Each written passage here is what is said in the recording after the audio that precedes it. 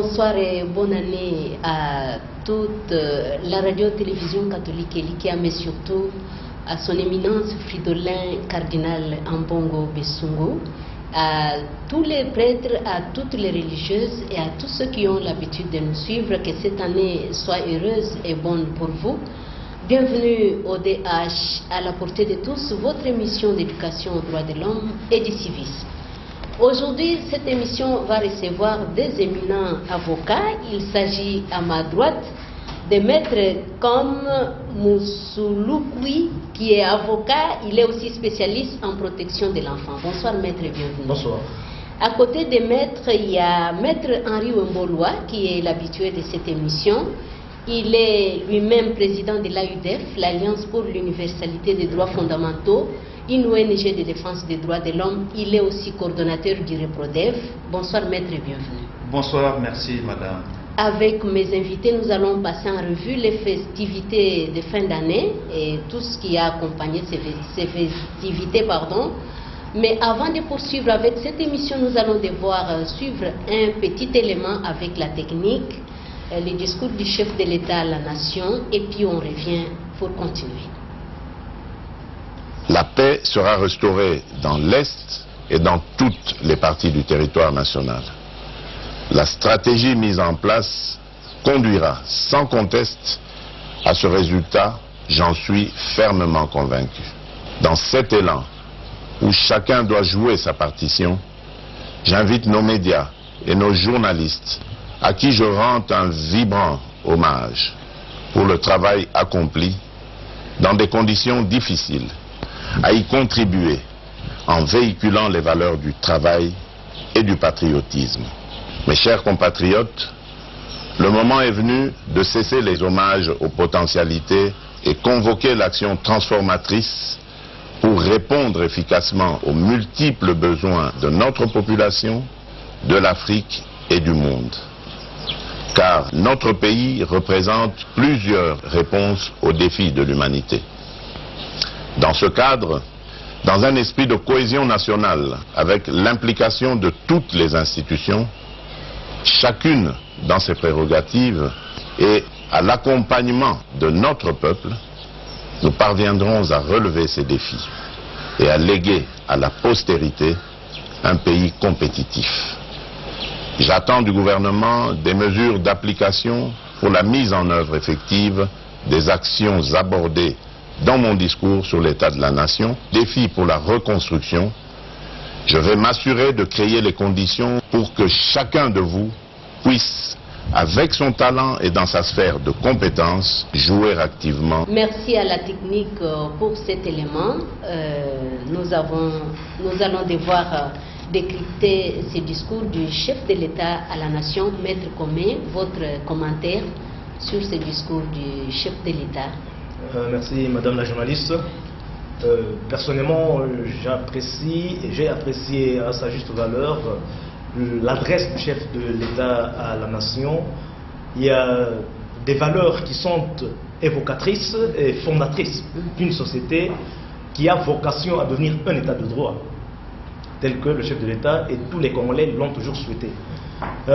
Les mots qui ont pour moi un sens, c'est le travail, mais aussi le patriotisme, et qu'il a eu à boucler par l'expression les actions transformatrices. Le travail, vous savez qu'il n'y a que le travail qui procure l'abondance, et le peuple congolais doit cesser d'être paresseux, et il n'est pas paresseux. Mais le problème n'est pas de faire le travail, mais de bien faire le travail. Et dans le contexte d'un état de droit, vous savez madame la journaliste, la sanction est consubstantiellement liée à la notion de droit. Comme l'a dit Thomas Hobbes, l'homme est un loup pour l'homme. À l'état de nature, l'homme se comporte comme une brute, c'est comme une bête. Alors il faut qu'il soit contrôlé dans sa conduite par la sanction, de sorte qu'en cas d'égarement, il soit remis sur la bonne voie. Donc voilà pourquoi j'insiste sur l'appréciation que j'accorde au mot travail et sur la vision du chef de l'État qui consiste de répondre à tous les défis. Voilà. à instaurer un état de droit, parce que tous ces défis-là, on peut y répondre seulement dans la mesure où on est en train de respecter les normes de conduite sociale imposées par le droit positif. Merci beaucoup, Maître Henri. Votre commentaire sur cette volonté du chef de l'État de faire face aux défis auxquels est confronté les Congo, notre pays. Merci Madame, c'est pour compléter Maître Com. Et nous avons suivi avec attention, soutenu et beaucoup d'intérêt l'adresse du chef de l'État à la nation. Et comme plusieurs Congolais et Congolaises qui se sont retrouvés à travers le message, surtout lorsqu'il parle des actions. Une année d'action. C'est vrai qu'on a félicité le processus des élections qui nous a amené à un changement. C'est la démocratie, l'alternance. Et maintenant, question d'asseoir les choses. Et c'est le plus grand souhait de tout le peuple congolais aujourd'hui. Et voilà pourquoi nous disons oui pour les actions. Les actions sont importantes. Il y a des discours, il y a des promesses, mais les actions voudraient nous amener soit au renforcement de l'état de droit. C'est important. Il nous faut des lois.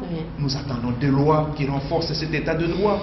Nous avons besoin aujourd'hui, par exemple, que le chef de l'État, le ministre des Affaires étrangères, puisse déposer certains instruments importants relatifs aux droits de l'homme de l'Afrique.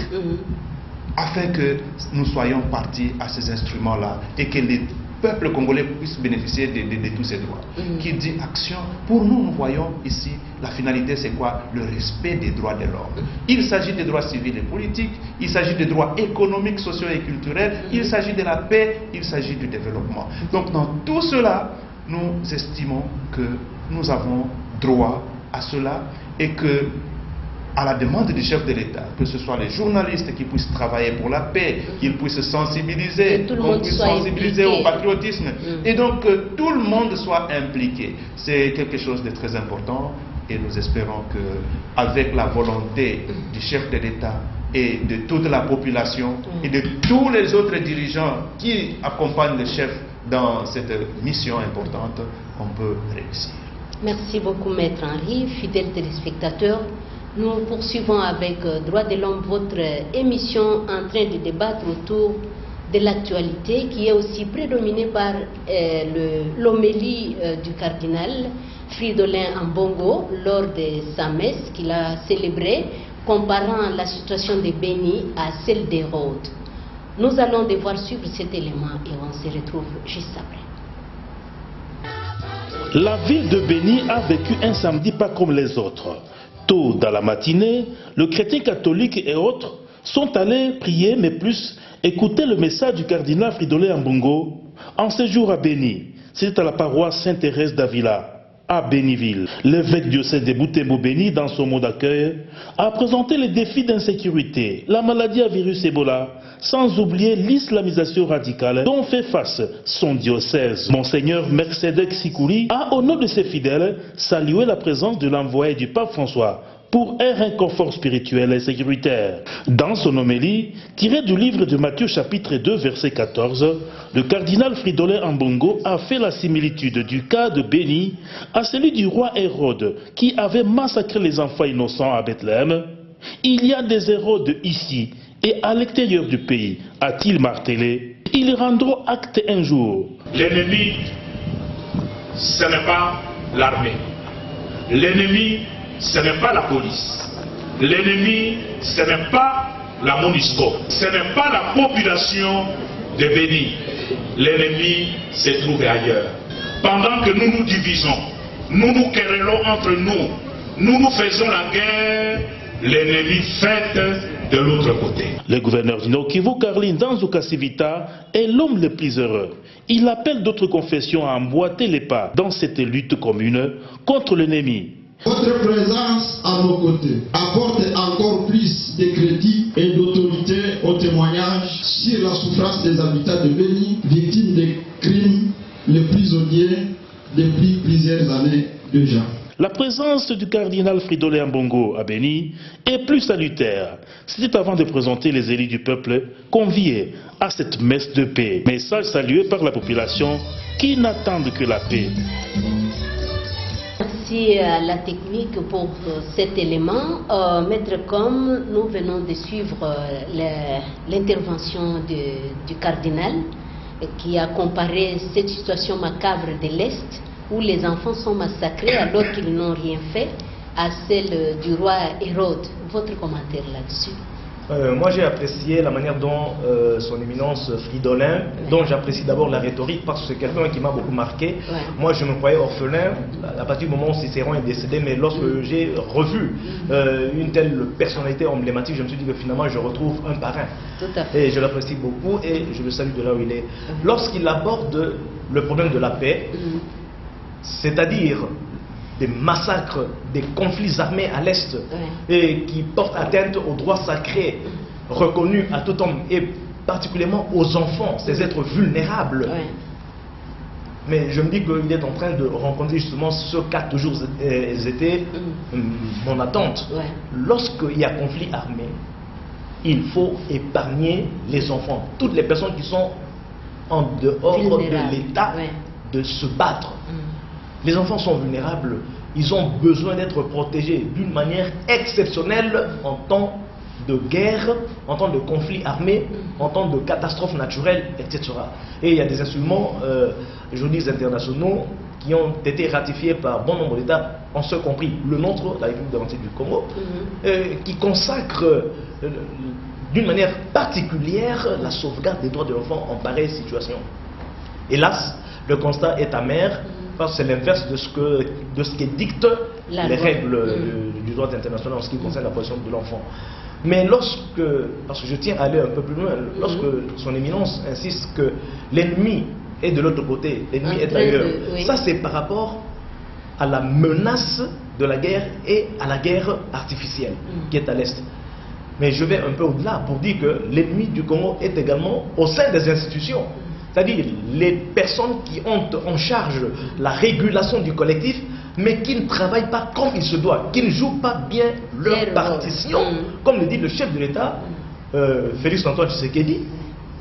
Et j'associe la pensée de son éminence Fridolin avec celle du chef de l'État. Lorsque le chef de l'État dit qu'il faut que nous travaillions dans la cohésion nationale, éviter des discours discriminatoires, ethniques, tribaux, etc. Il faut éviter, nous avons besoin de la cohésion parce qu'il n'y a que l'union qui produit la force.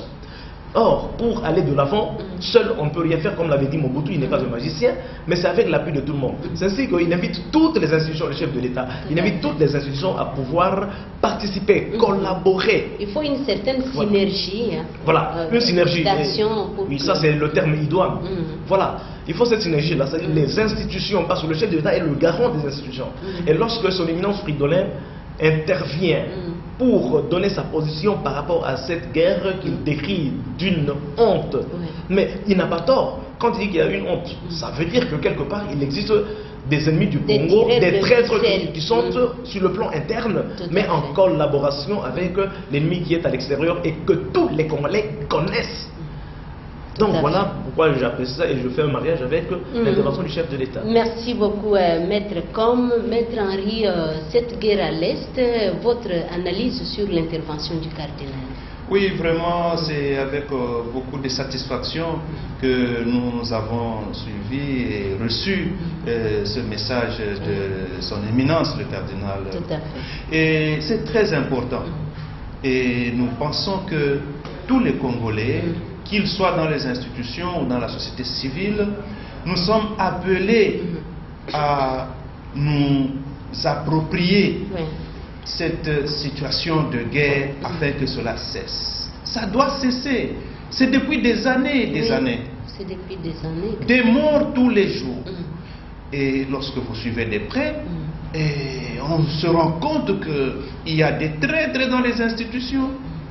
À Kinshasa, tout comme dans le sur place, sur le lieu de guerre. Et donc, ça doit cesser.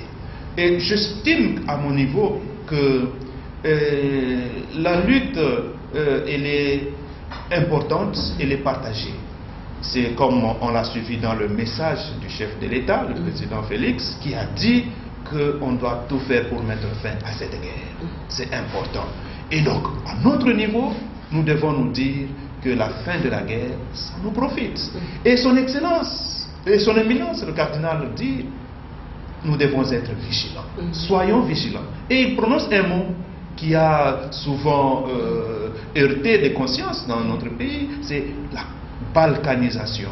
Attention à la balkanisation. Donc, si son Éminence parle de ces choses, c'est que nous devons être vraiment attentifs et que cela ne puisse arriver.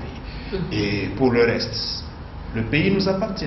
Nous avons droit à la paix. Et cette paix, c'est dans notre esprit. Et donc, nous devons cultiver cette paix en nous. Mais aussi que tous ceux qui sont responsables de ce malheur qui nous arrive soient indexés, qu'ils soient pointés du doigt. Mais pourquoi pas qu'ils soient poursuivis? Il y a des infractions de haute trahison, des trahisons. Mais il faut que les responsables ne soient pas plus heureux que les pauvres et les malhonnêtes et les honnêtes gens, que ceux qui sont dans le mal, qu'ils soient gênés. Et non pas que ceux qui sont dans le mal puissent prendre de l'ascendance sur les honnêtes gens. Voilà ce que nous pensons et nous espérons que les choses iront pour le mieux. Merci Maître Henri de toutes ces explications. Fidèles téléspectateurs, nous poursuivons avec cette émission pour parler de la situation des droits de l'homme et des perspectives d'avenir comme thème. Alors, Maître, comme nous venons de suivre, de connaître les festivités de fin d'année, et vous savez que beaucoup d'abus sont commis pendant cette période, surtout parmi les enfants, dont vous êtes spécialiste, il faut souligner. Votre commentaire là-dessus, sur la situation des droits de l'homme? Je vais aborder d'ores et déjà la situation des droits de l'homme en général, et en particulier la situation ou l'évolution de la protection de l'enfant. Parce que l'enfant est un homme, mais d'une nature toute particulière compte tenu de son âge. Vous savez, quand on parle de droit de l'homme, le droit, ce sont des prérogatives qui sont reconnues à un individu lorsqu'il vient au monde. Et ce droit-là nous est inspiré par le droit naturel. Le droit naturel, parce que l'homme est naturel. Dans la nature, il n'y a pas que les arbres ainsi que les animaux, non. Il y a l'homme qui il y a aussi l'être humain. Il y a l'air dans la nature. Et l'air ne doit pas être pollué. D'où les conférences COP 21, COP cela. Sur le climat. Sur le climat. Voyez-vous, donc, dans la nature, nous comptons l'air, nous comptons les eaux ou l'eau, qu'il faut également épargner de la pollution et de la pollution. Il y a également l'homme, l'être humain, parce que c'est l'homme qui est au centre de tout. Tout à fait. Alors, l'homme doit accéder à ses droits fondamentaux, que sont le logement, l'alimentation, les soins médicaux ou la santé, ainsi que l'éducation. Voilà les droits fondamentaux dont découle le reste. Mais il existe des principes naturels, donc qui sont des droits qui transcendent la production positive par les acteurs étatiques. Et je pense déjà à Grotius, parmi ceux qui ont eu à réfléchir, à penser avant nous, en termes de droits naturels. Et nous voyons les valeurs ou les principes tels que la liberté, la résistance à l'oppression, la propriété, l'égalité. Ce sont là les droits auxquels aucun État ne peut déroger. Voyez-vous. Alors, lorsque nous faisons l'état des lieux, on se rend compte que les droits de l'homme ne sont pas observés, ne sont pas respectés comme il se doit. Non seulement par les particuliers, mais également par certaines institutions étatiques. Par exemple, pour rendre à quelqu'un un service public auquel il a droit, auquel il doit s'attendre, on lui exige un peu d'argent. Et ça, c'est de la concussion. Et lorsque les deniers publics entrent ou à destination du trésor public, il subit un détournement. Mais il s'agit du détournement. Ça, c'est une violation également du droit de l'homme parce que ces deniers publics doivent arriver jusqu'au trésor public en vue d'être répartis. Voyez-vous?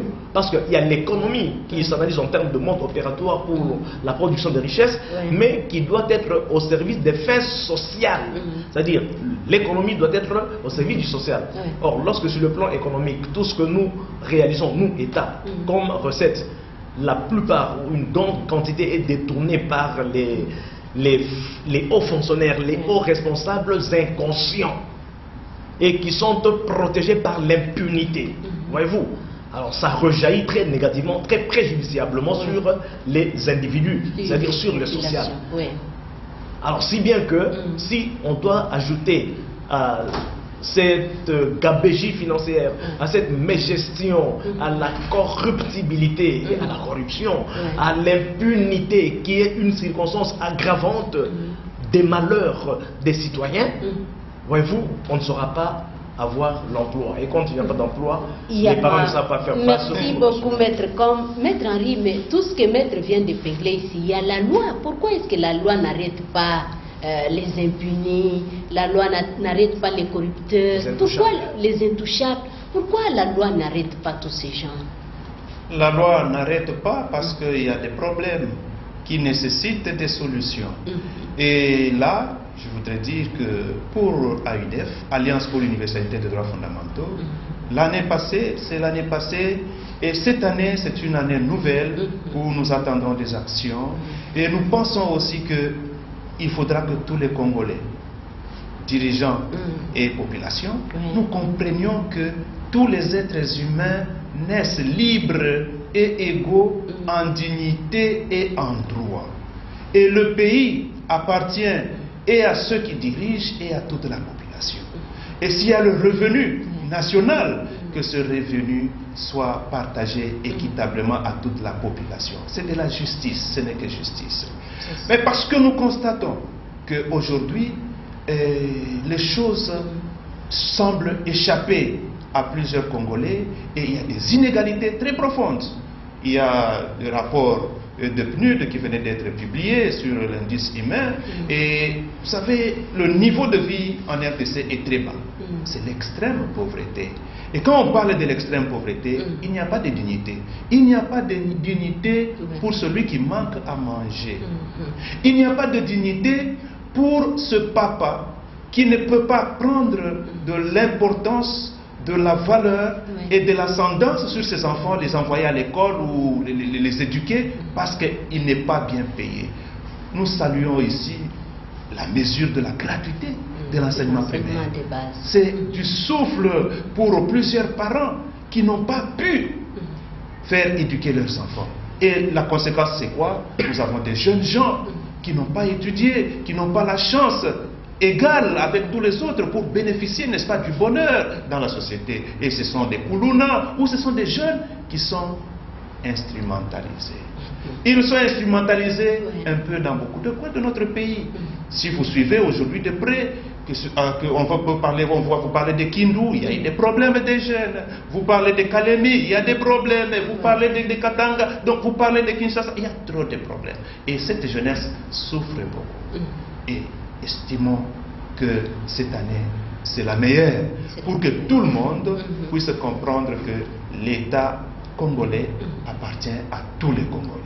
Et la richesse, le patrimoine du Congo appartient à tous les Congolais. Nous savons une triste histoire. À un certain moment, le pays, le Congo, c'était un patrimoine d'un individu, du roi de Belge. Il ne faudrait pas qu'une famille d'individus, d'un groupe tel ou tel autre, considère que le pays c'est un patrimoine privé d'un tel ou tel autre. Donc le pays appartient à tout le monde. Et tous les Congolais et les Congolaises sont égaux en dignité et en droit. Qu'on s'y emploie tous et le pays ira de l'avant. Merci beaucoup, Maître Henri. Là, nous allons vers la fin de cette numéro de DH à la portée de tous, fidèles téléspectateurs. Nous allons atterrir en douceur. Un petit mot, maître, en guise de mot de la fin. Vous souscrivez. Maître Henri m'a éveillé et réveillé en même temps, en me renvoyant, en me référant au discours du chef de l'État sur la gratuité de l'éducation de base. Le chef de l'État a dit ceci, et ça je l'ai retenu. Il dit que de sorte que nous puissions léguer à notre jeunesse un Congo, un État compétitif, c'est-à-dire sur l'échiquier international. Mais pour être compétitif, nous devons avoir des hommes normaux, des hommes qui aient pu accéder à l'éducation dans la mesure de leur talent et qui aient pu être encadrés, chacun selon son penchant, c'est-à-dire ses aptitudes, de sorte qu'ils puissent apporter, dans la mesure du possible, ce qu'il est capable de faire. Oui. Ouais. Merci beaucoup, Maître. Là, je vous arrête parce que nous courons derrière le temps. Maître Henri. Oui, d'abord, les vœux les meilleurs de santé, de prospérité, de succès à toutes les autorités de l'État et au niveau de l'Église. Nous parlons de son éminence, le cardinal Ambongo et tous ceux qui sont avec lui. Nous saluons aussi tous ceux qui sont responsables, M. Hugues, ici à la RDCE. Et nous avons maintenant de 12 ans l'émission DH à la portée de tous. Vraiment, tous nos remerciements et toutes nos félicitations à l'Église qui nous a permis de donner cet espace. Nous espérons que nous allons continuer et nous irons de l'avant. Et que ce soit une année heureuse pour tout le monde, tous ceux qui sont en train de nous suivre. Et nous insistons, tous les êtres humains naissent libres et égaux en dignité et en droit. Donc tous les Congolais sont égaux. Et donc que tout le monde puisse s'y employer. Nous vivrons cette égalité et la liberté pour tous. Ne pas le faire, c'est créer toujours des problèmes et c'est tout le monde qui perd.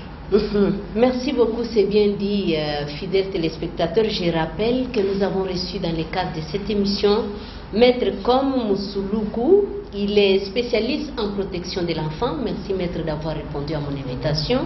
À ce côté, il y a Maître Henri Wemboloa. Il est président de l'AUDEF, l'Alliance pour l'universalité des droits fondamentaux. Il est aussi coordonnateur du REPRODEV, réseau de protection des défenseurs des droits de l'homme, victimes, témoins et professionnels des médias. Merci beaucoup, Maître, d'avoir répondu à mon invitation. Tout ce dont on a parlé ici se résume en justice. La justice ne doit pas ressembler à une toile d'araignée. Elle arrête les mouches, les moustiques, mais quand il y a un éléphant qui passe, non seulement elle ne peut pas l'arrêter, mais elle est aussi ébranlée par cet éléphant. Derrière les deux caméras, nous avions Junior Mukonzo et Dino Lumbongo qui nous ont aidés à prendre ses vues. Et à la régie, il y a Jires qui nous a aidés et Jerry Bindele a réalisé cette émission. Merci de tout cœur de l'avoir suivi. Bonne année chez vous et à la prochaine.